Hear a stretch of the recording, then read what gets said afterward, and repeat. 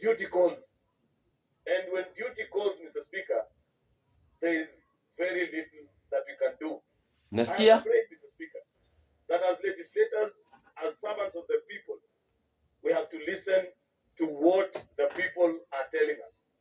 Mr. Nasikia? Speaker, we must appreciate that in 2010, when Kenyans went to the polls and brought about change via the new constitution, it was a call for us to have a better republic than had been observed previously since 1963.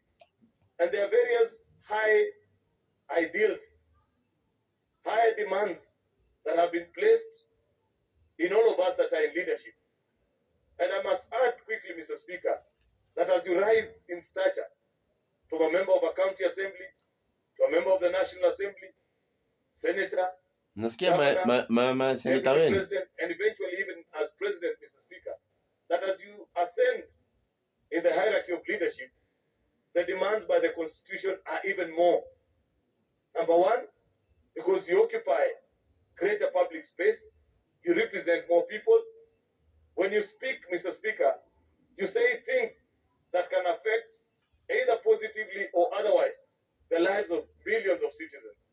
And therefore, Mr. Speaker, listening to the case that has been laid before us since yesterday by the lawyers of the National Assembly, reading through the bunch of documents that have been presented to us, attached with evidence, Mr. Speaker, I can confirm both to this House and to the country that unfortunately this country must make the difficult decision of having to say goodbye to His Excellency, the Deputy President Rigathi Gachagua, because, Mr. Speaker, the reasons that have been listed have consequences by law of what you do when this happens.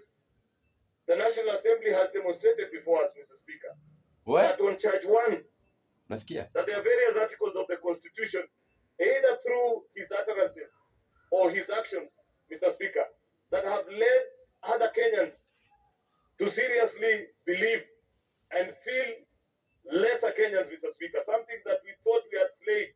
We thought that we had worked so hard to build a cohesive society where it didn't matter after a political contest, Mr. Speaker, of who eventually wins, that you'd feel comfortable, you'd feel safe, you'd want to do business in any of our 47 counties, Mr. Speaker, and feel at home.